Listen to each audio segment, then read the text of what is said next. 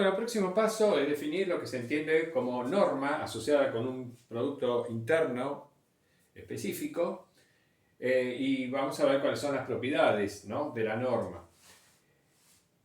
Por el teorema de Pitágoras sabemos que la longitud de un vector en el plano R2, de un vector de coordenadas x1, x2 en el plano R2, está dada por la raíz cuadrada de la suma de los cuadrados de las coordenadas cartesianas del vector. La suma de los cuadrados de las coordenadas cartesianas del vector x1, x2 es igual al producto escalar del vector contra el mismo, el producto escalar usual de x contra x, que también lo podemos expresar de esta manera, usando este símbolo, para indicar el producto escalar, en este caso, o sea, el producto interno usual en R2, ¿no? Entonces, la longitud o norma de un vector en el plano R2 está dada por la raíz cuadrada del producto interno de ese vector contra sí mismo, producto interno usual. Por el teorema de Pitágoras decimos, porque bueno, acá en este dibujo ilustramos lo que estamos diciendo. Si tenemos este vector x de coordenadas x1, x2, x1 y x2, sabemos entonces que la longitud del vector x es la longitud de la hipotenusa de este triángulo rectángulo.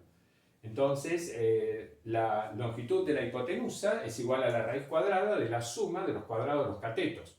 x1 al cuadrado más x2 al cuadrado, raíz cuadrada. Eso es la longitud de la hipotenusa. Es decir, lo que tenemos acá. Por el mismo teorema, la longitud de un vector x del espacio R3, en el espacio tridimensional, un vector de coordenadas cartesianas x1, x2, x3, está dado por la raíz cuadrada, esa longitud está dada por la raíz cuadrada de la suma de los cuadrados de las coordenadas cartesianas del vector, que nuevamente resulta ser igual a la raíz cuadrada del producto interno usual o canónico del vector contra el mismo.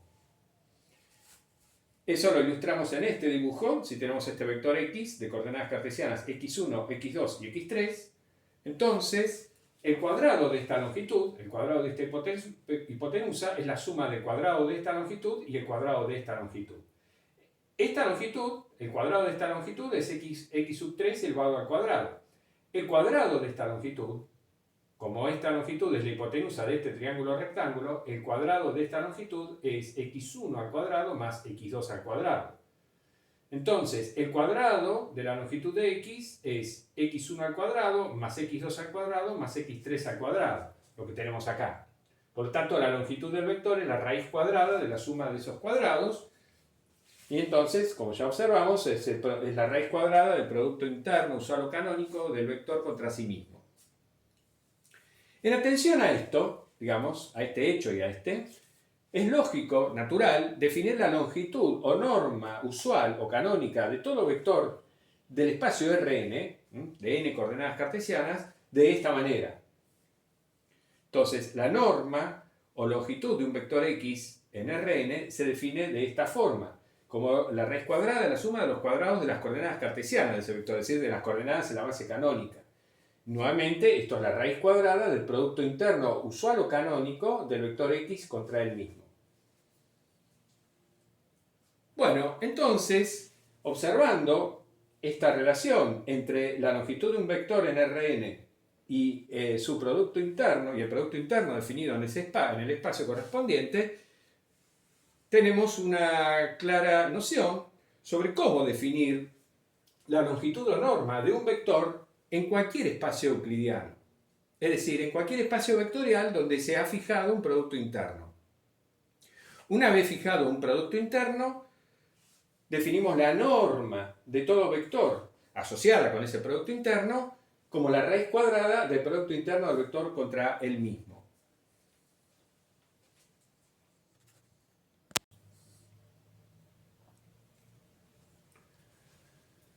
Bueno, entonces, si nos situamos en un espacio euclidiano B, con producto interno, expresado de esa manera, definimos la norma de cada vector x de ese espacio euclidiano de esta manera. La norma de x es, por definición, la raíz cuadrada del producto interno del vector x contra él mismo. Entonces, en el espacio euclidiano, lo que tenemos es el producto interno. Y a partir de él definimos la norma de esta forma. Esta definición es correcta porque lo que está abajo de la raíz cuadrada es siempre mayor o igual a 0, con lo cual no hay ningún problema. Tomamos la raíz cuadrada positiva del producto interno de x contra el mismo. Como este producto interno es siempre mayor o igual a 0, esa raíz cuadrada existe siempre, es un número real no negativo, no hay ningún problema con eso. Estamos definiendo la norma asociada con el producto interno. En un mismo espacio vectorial, eventualmente, uno puede definir diferentes productos internos. Entonces tendrá diferentes normas, digamos. La norma está atada, definida, vinculada, asociada a un producto interno específico. Bueno, en el espacio vectorial Rn ya vimos si este símbolo designa al producto interno usual, entonces la norma de x, por supuesto, es la norma euclidia usual que ya conocemos, que está dada de esta forma, como ya vimos en la pizarra anterior, la raíz cuadrada de la suma de los cuadrados de las coordenadas cartesianas del vector, para todo vector x. Si consideramos el espacio vectorial de las funciones continuas definidas en intervalo cerrado a b, y en ese espacio vectorial consideramos este producto interno, al cual ya nos hemos referido, entonces la norma de toda función de este espacio va a estar dada por la raíz cuadrada de esta integral. Porque el producto de f contra f es la integral entre a y b de f de x elevado al cuadrado, diferencial x, bueno, tomamos la raíz cuadrada, es decir, elevamos a un medio, y ahí tenemos la expresión de la norma en ese espacio vectorial.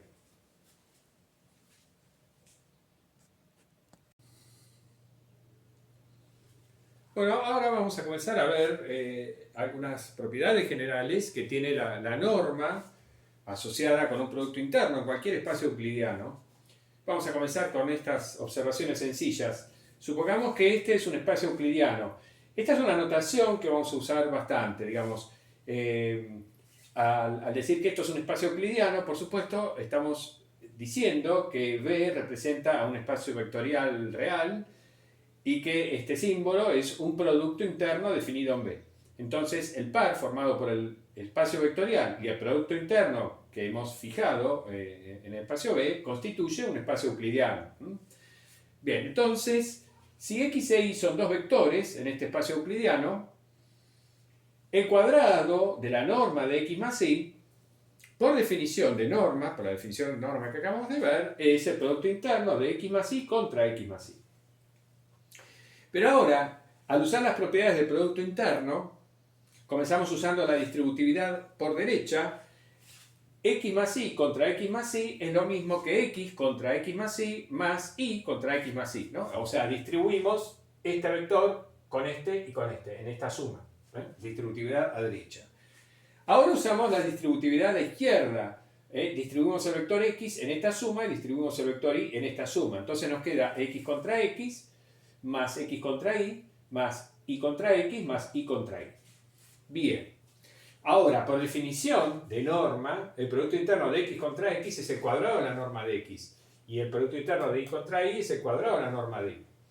Y por simetría del producto interno, x contra y es lo mismo que y contra x, de modo tal de que la suma de estos dos términos nos da el doble del producto interno de x contra y. Bien, entonces, esta expresión es el desarrollo de este cuadrado. Es algo fácilmente memorizable porque nos recuerda a, digamos, el trinomio cuadrado perfecto, ¿no es cierto? ¿Y qué pasa cuando tomamos el cuadrado de la norma de la diferencia del vector x menos el vector y? Bueno, procediendo de la misma manera, llegamos a esta expresión. Acá lo que va a quedarnos es menos y menos, y de vuelta usamos la simetría del producto interno y obtenemos esta expresión. Bien. Por su parte, si alfa es una constante real cualquiera, el cuadrado de la norma de alfa por x, de vuelta es el producto interno de alfa por x, por alfa contra alfa por x, sale alfa dos veces afuera del producto interno. Sale por este lado y por este, entonces sale elevado al cuadrado, afuera del producto interno de x contra x, que es la norma de x al cuadrado. Entonces, al tomar raíz cuadrada, en este miembro en este, lo que nos queda es que la norma de alfa por x es igual al módulo, al tomar raíz cuadrada, alfa es un número real, entonces al tomar la raíz cuadrada de alfa cuadrado, lo que nos queda es el módulo de alfa, nos queda módulo de alfa por la norma de x. Bien, Pero las propiedades más importantes, bueno, estas son importantes por supuesto, pero digamos, lo que hace que realmente la norma en un espacio euclidiano represente la idea de longitud en ese espacio es que la norma cumple, digamos así, las propiedades que uno tiene asociadas con una longitud. Bueno, hay dos que ya son evidentes. Primero, que la norma de todo vector es mayor o igual a cero por definición, ¿no? Y bueno, una longitud se supone que es mayor o igual a cero. También el hecho de que si un vector tiene norma cero, quiere decir que el producto interno de ese vector contra el mismo me da cero, y eso de la única forma que ocurre es cuando el vector es el vector nulo. Entonces, en otras palabras, todo vector no nulo tiene norma positiva. Eso también está asociado con la idea de longitud. Pero la propiedad clave es la desigualdad triangular. La desigualdad triangular, que vamos a demostrar, establece que la norma de la suma de dos vectores es menor o igual a la suma de las normas. No la norma al cuadrado, sino la norma de x más y es menor o igual a la norma de x más la norma de y. Eso es la desigualdad triangular. Pero para demostrar esa desigualdad triangular necesitamos antes otro resultado que también tiene importancia por sí mismo, que es la desigualdad de Cauchy-Schwarz.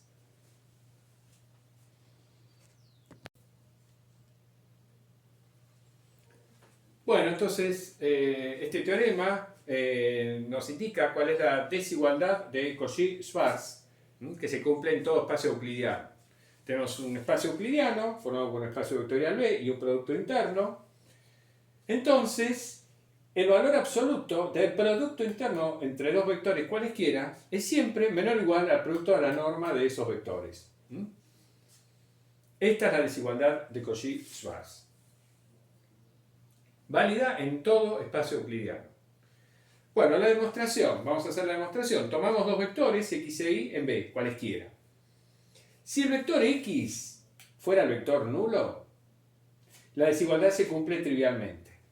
Porque si el vector x es el vector nulo, de este lado, ¿qué nos queda? Nos queda 0, porque el vector nulo, producto interno del vector nulo contra cualquier vector da 0. ¿Y qué nos queda de este lado? Y la norma del vector nulo es 0. Entonces nos queda 0 menor o igual a 0, que obviamente es cierto. Entonces la desigualdad se cumple trivialmente. Así que vamos a suponer que este vector x no es el vector nulo. Y vamos a definir una función auxiliar, f, de los reales a los reales, mediante esta fórmula. O sea, los vectores x e y están fijos y x es no nulo. Y yo con esos vectores defino la función auxiliar f de los reales en los reales como f en t, para todo número real t, f en t va a ser el cuadrado de la norma de t por x más y. Para todo t real, así es como defino la función f en t. O sea, como defino f en t. Bien, entonces, f en t es igual al cuadrado de la norma de t por x más y. Es el cuadrado de la norma, entonces f en t siempre toma valores no negativos. F en t es mayor o igual a 0, cualquiera sea t. Entonces, por un lado tenemos eso, ¿no? F en t es mayor o igual a 0. Por otro lado, cuando desarrollamos este cuadrado, usando las propiedades que ya vimos en la pizarra anterior, nos queda la norma al cuadrado de t por x, que es t cuadrado por la norma al cuadrado de x, más dos veces el producto interno de este vector contra y. Dos veces el producto interno de t por x contra y. Pero t sale afuera del producto interno y entonces nos queda 2t por el producto interno de x contra y, más el cuadrado de la norma del vector y. Bien, entonces, quiere decir, este es un polinomio de segundo grado en t. Este polinomio de segundo grado en t es mayor o igual a 0 para todo t real. En particular, si tomamos el valor de t igual a t sub 0, definido de esta manera, como ese cociente, que lo podemos hacer porque estamos suponiendo que el vector x es no nulo, podemos tomar t sub 0 de esta forma, definido así, como este número real. ¿Qué va a ocurrir cuando evaluamos esta función en t sub 0? Bueno, f en t sub 0 es mayor o igual a 0, por un lado, porque siempre f es mayor o igual a 0. Pero por otro lado, cuando acá reemplazamos t por este t sub 0, y hacemos esta operación, lo que nos queda, observemos, t sub 0 al cuadrado para la norma de x al cuadrado, nos queda el cuadrado del producto interno dividido la norma al cuadrado de x. Menos 2 veces t por este producto interno, nos queda menos 2 veces el producto interno al cuadrado dividido la norma de x al cuadrado. Y este término queda igual. En definitiva, entonces, esto menos esto, nos queda menos el producto interno de x contra y elevado al cuadrado dividido la norma de x al cuadrado más la norma de y al cuadrado. Entonces, este miembro es mayor o igual a 0. Entonces paso este término para el otro lado de la desigualdad, multiplico todo por la norma de x al cuadrado y llego finalmente a esta desigualdad. Al tomar raíz cuadrada de un lado y del otro, obtenemos la desigualdad de Cauchy-Schwarz finalmente, y eso concluye la demostración.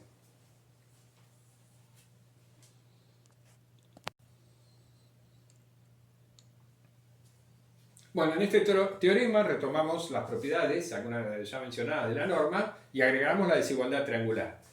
Entonces, tenemos un espacio euclidiano, CAB, un espacio euclidiano con este producto interno.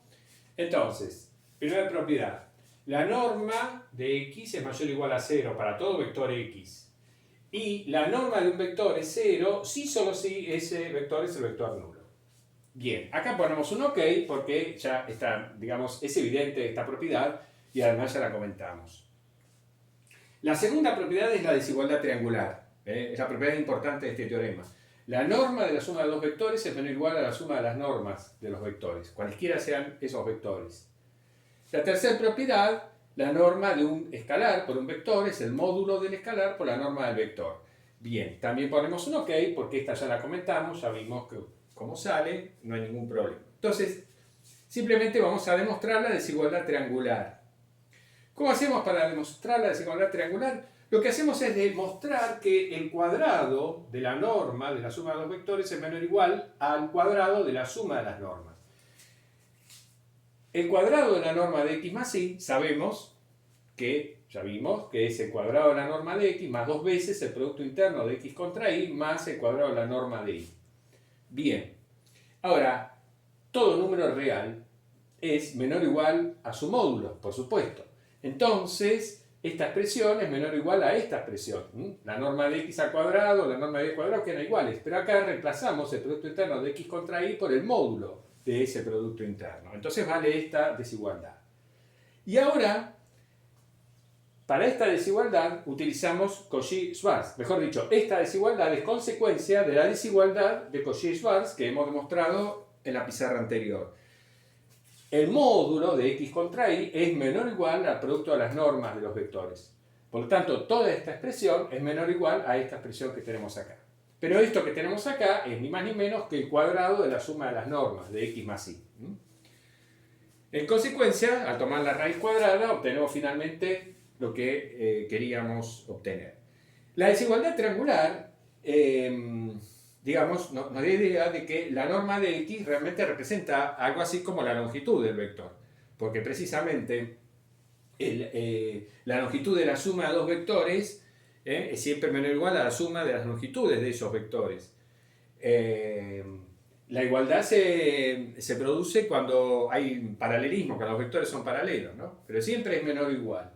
Entonces, si la norma de un vector en un espacio euclidiano ha de representar algo así como la longitud de ese vector, era necesario que se cumpliera la desigualdad triangular que acabamos de demostrar.